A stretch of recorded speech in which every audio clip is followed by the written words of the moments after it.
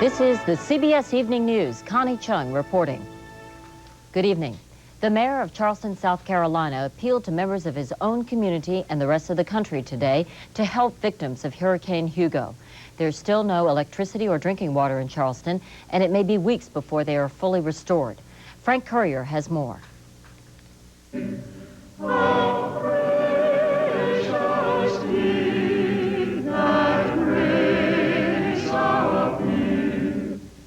In sanctuaries across Charleston today, prayers of thanksgiving, 3 days after Hugo, a city shell-shocked but grateful. For so many, so much to do, so little time, where to begin? An estimated 75,000 people are homeless, faced with rebuilding their lives, without any power, clean drinking water, and often not enough food. Scores of motorists lined up behind gas pumps at one filling station that wasn't even open. Basics like ice are in short supply. Chainsaws and generators are often overpriced. Charleston has enacted an emergency law against price gouging. The first one we find that's price gouging, he will be or she will be arrested on the spot. Some homeless, kept from their neighborhoods because of downed trees and gas leaks, must settle for second-hand damage estimates. 14, okay. On the storm-battered barrier islands off the Charleston coast, another day of martial law. Residents are being kept off one island, and tempers are rising. This is the third day after the storm. Enough's enough. Who are they protecting us from? If somebody gets here and goes in a building and it collapses and kills them, who's responsible? I am. The buck stops at my desk. Isle of Palm police are taking the heat for the mayor's decision. The police chief has resigned in protest. All right. It's not discussion. It's not discussion. Still, one group in a boat talked its way past police. They were shocked at seeing their houses and what little remains on the island. This is incredible. I can't believe it. Outside help arrived today. For the Midwest, heavy equipment, food, and clothing aboard Air Force transports. But it's not enough. The Red Cross has issued a nationwide plea for much more help. What's needed most in Charleston, financial aid, followed by forklift trucks, recreational vehicles, bottled water, and diapers. For all that is needed here, Hurricane Hugo is now the most expensive storm in Red Cross history. Connie? Thank you, Frank Courier. Much of Puerto Rico is still without electricity and running water tonight in the wake of Hurricane Hugo. In New York, they responded today for help. A Spanish-language television network sponsored a 12-hour telethon to raise funds. The telethon was carried throughout the country and in Puerto Rico. Secretary of State James Baker and Soviet Foreign Minister Eduard Shevardnadze put aside the weighty issues today and took advantage of their location in Wyoming. Baker predicted their talks will successfully diffuse calls for unilateral arms cuts on Capitol Hill. State Department correspondent Bill Plant is in Jackson Hole with more. They wound up their weekend in the wilderness fishing on the Snake River.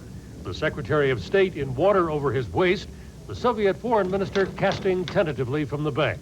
Only the little ones were biting, but that didn't seem to dampen spirits. I have no license, and I've not caught anything. He has diplomatic immunity. Both sides today were sending signals of accomplishment. We have made some really fundamental progress. We came out of this ministerial very hopeful that on the basis of what we have talked about here, we'll be able to make great progress, especially in arms control and in other areas of our relations too.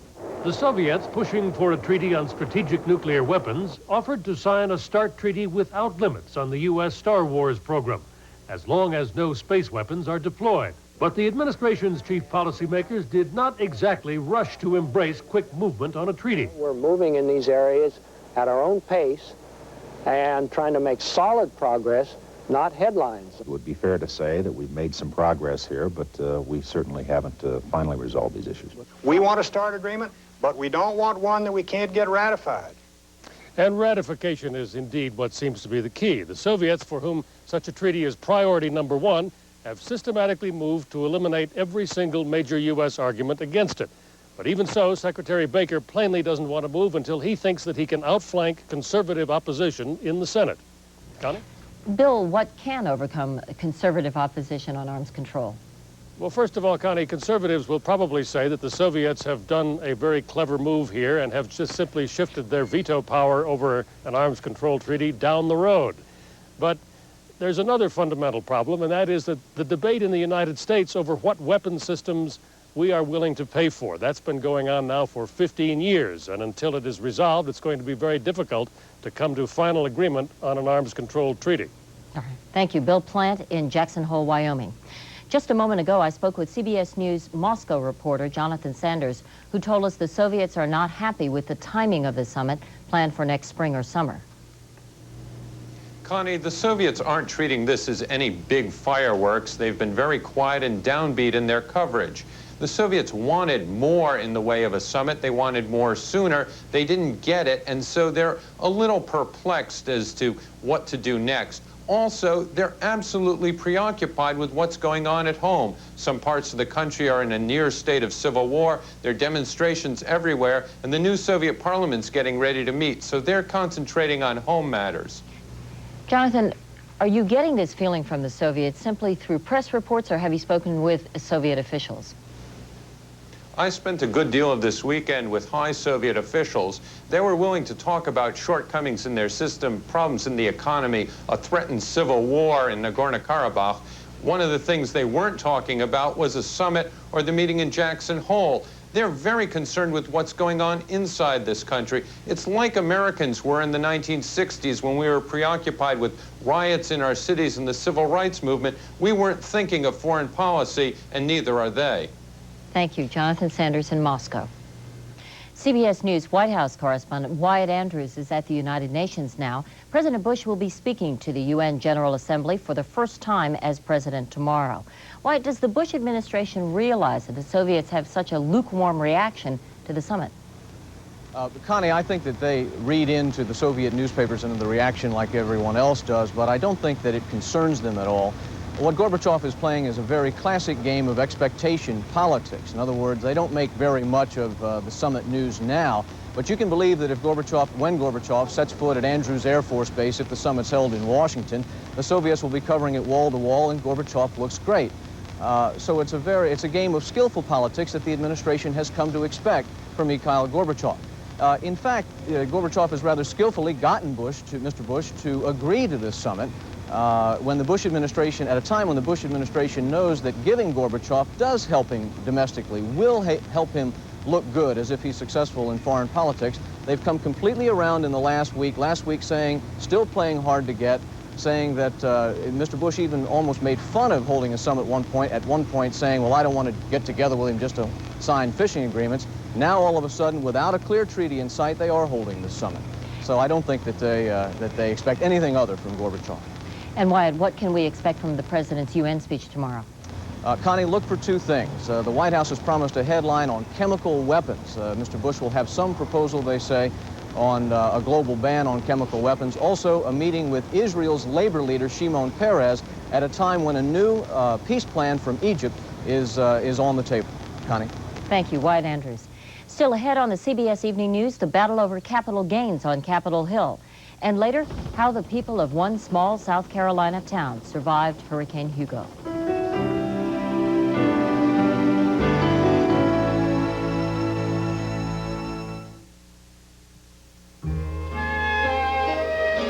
I told myself I'd live without the villas, or the blue of the sea, or the sun on his arms.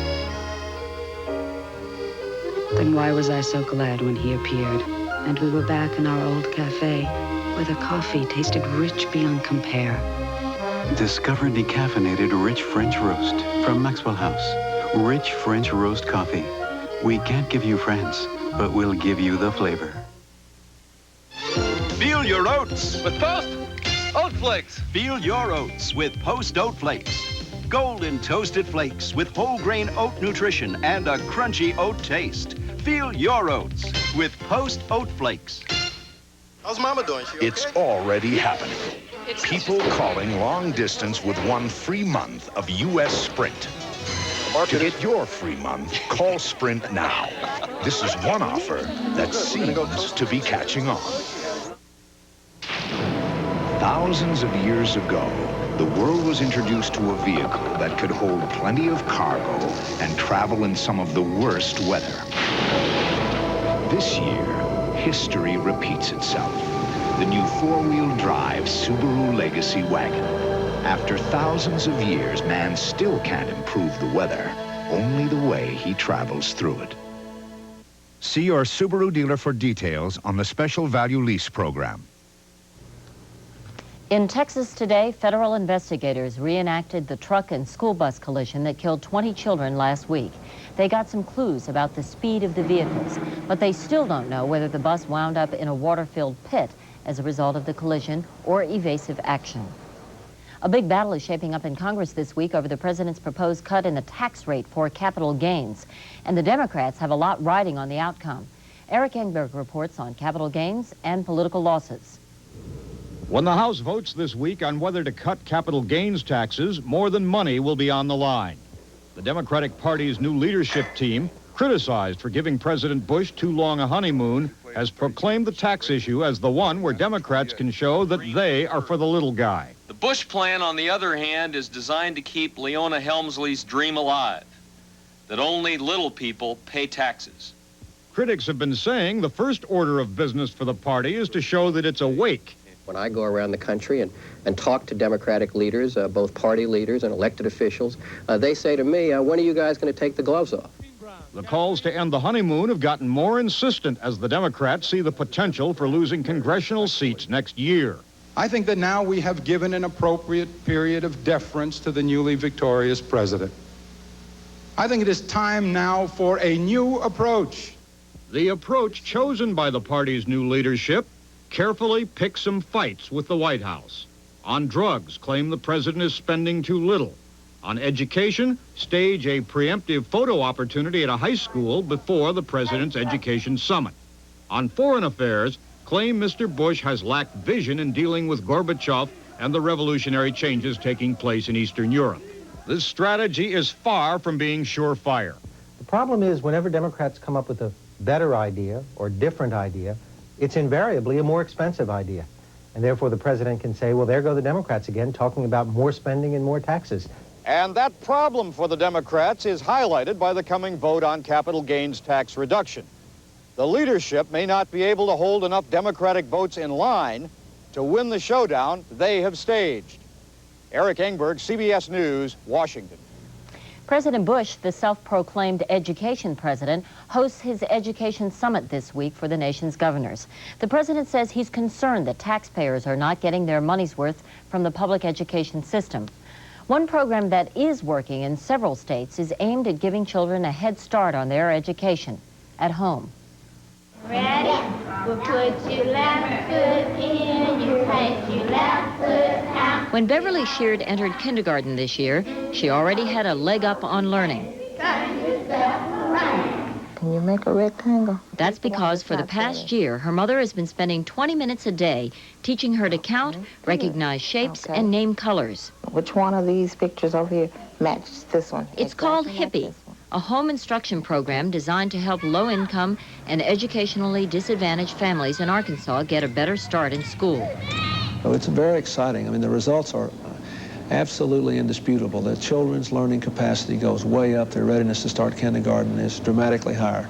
Part of the success of the program is due to the hands-on grassroots efforts of people like Loistine Burrell. I'm from the Helena West Helena School District, and I'm looking for 4-year-old children. The parent is the child's first teacher. Which hand is bigger? And results show parents make good teachers, too. Hippie children in one school district jumped more than 2.5 years in education level. But the real surprise has been what the Hippie program has done for parents. Remember, you stay in line. Hippie makes these mothers understand they can actually teach their children. They can be positive role models as mothers. And improve their own skills as well. Which one has a few flowers? Parents' reading skills have increased a remarkable 69%. And after a year of working with Hippie, more than half the mothers have gone on to finish school or have found jobs. If the children get the foundation and the parent work along with them, it's going to motivate the whole family to do something. What's more, the Hippie program costs less than 25% of traditional preschool programs. It's in everybody's self-interest to make these early investments. It'll save a ton of tax money, it'll make America more productive, and you'll have millions of happy people out there who would otherwise be thwarted, frustrated, and unproductive. What can't be measured, though, is how Hippie has drawn Glenda Sheard and her children closer together. When they come home from school, you know, I ask them, how was your day today? You know, and then, Mama, how was your day? You know, we just share, you know, with each other. It's fine. One more note about education. Public school teachers throughout Utah plan to play hooky tomorrow. It's a one-day protest designed to pressure state legislators to give education a share of a $55 million budget surplus.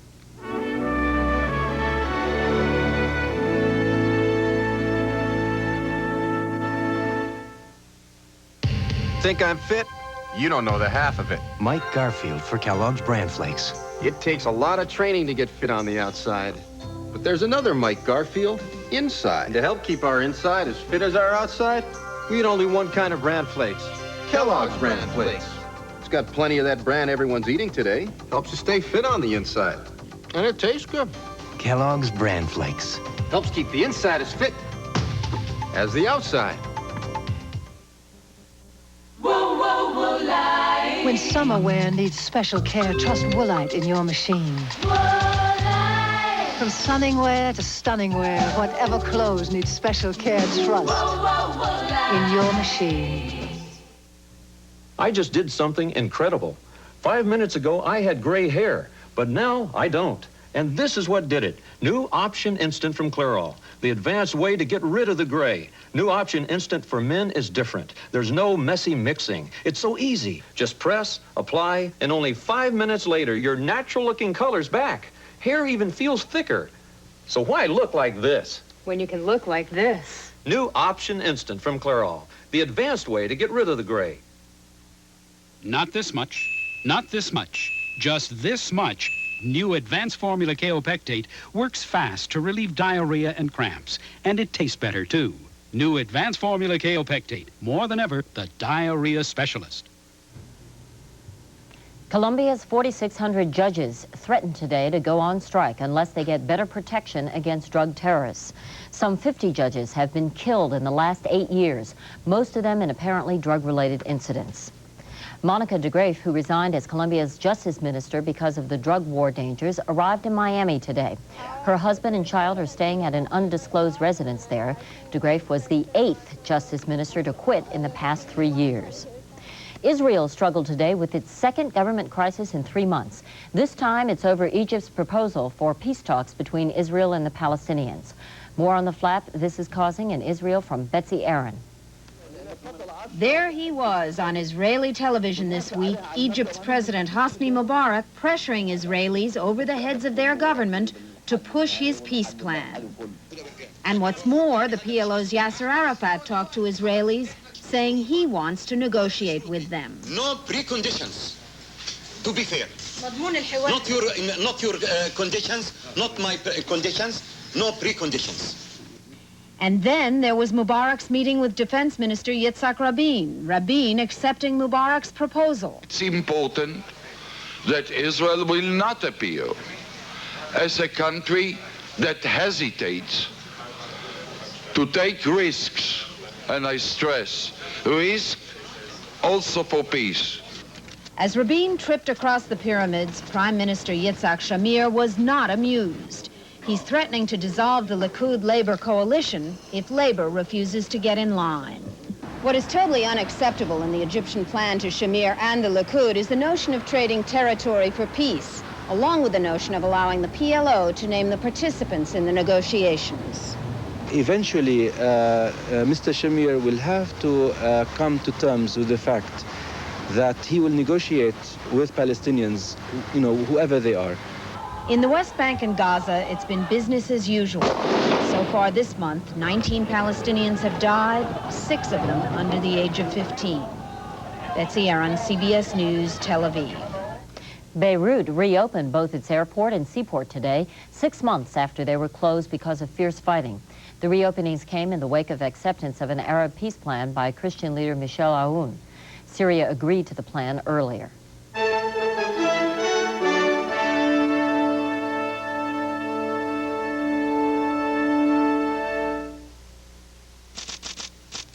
Did you know that certain kinds of diet frozen foods get 40, even 50% of their calories from fat?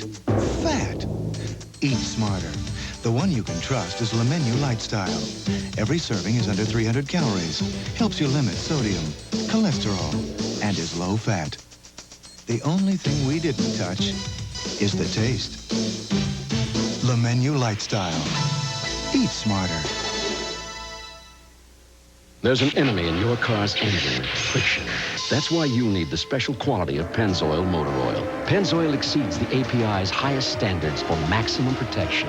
Conquer the enemy friction with the world-class protection of Pennzoil. If I don't get some Z's, I'll be a basket case tomorrow. Nitol will help you get your Z's. Nitol safely helps you fall asleep fast. Nitol will help you get your Z's. Excuse me, ever try this coffee? Oh, no. I use special gourmet beans. So do we. Ah, I roast them to perfection. So do we. I brew fresh, rich coffee. So do we, but then we freeze dry it to lock in superior fresh brewed flavor and aroma until you release it. Perfect. Who are you? We're the only ones who do all this. We're Taster's Choice, the choice for taste. Cambodia's prime minister warned today that bloodshed is inevitable after Vietnam's forces leave his country this week. But he said a full-scale civil war can be avoided if other nations stop arming the guerrillas there, including the Khmer Rouge. Bob Simon reports from Cambodia. The Soviet T-54 tank crept past the tree line, paused, and blasted away as a thin green line of camouflaged infantrymen waded through the paddy to pursue the assault. There were no casualties because there was no enemy. It was a spectacle, a show designed to impress the legions of journalists who are here this week.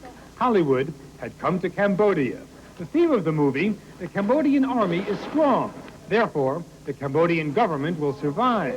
But the reality of this long, slow war was just a few miles away. A provincial hospital filled with casualties, amputees mainly, victims of mines laid by the Khmer Rouge. Villagers in many parts speak of how the guerrillas come at night, take food and plant mines, just the way the Vietnamese did in their war against the Americans. But today it was the Vietnamese who were withdrawing from a war they couldn't win. There was martial music, comradely embraces, and garlands of flowers as gentle Buddhist bows were met by the smiles and salutes of the tough old boys from Hanoi. Some of these officers had fought the French at Dien Bien Phu, the Americans at Khe Sanh, and insist they performed a service by coming to Cambodia. 10 years ago, while Washington and the other Western powers did nothing, the Vietnamese army stopped the slaughter in Cambodia and kicked the Khmer Rouge out of town. Cambodians say they're still grateful for that, but that the occupation has lasted long enough. It's time that the Vietnamese went home. And there they were, those legendary pith helmets, a wonderful sight to behold when they're heading the other way. The only problem was the political settlement, which was supposed to be in place by now, had slipped away. The great powers met in Paris last month to hammer it out, but they couldn't pull it off. Moscow and the Vietnamese refused to let the Khmer Rouge into any coalition. China and Prince Sihanouk, the erstwhile God King of Cambodia, refused to abandon the Khmer Rouge, and the United States refused to abandon Sihanouk, which left the Cambodian factions to fight it out amongst themselves, which is what they're already doing. The Vietnamese withdrawal is proceeding like clockwork. Cambodia's civil war is also expected to go ahead as planned. Bob Simon, CBS News, Phnom Penh.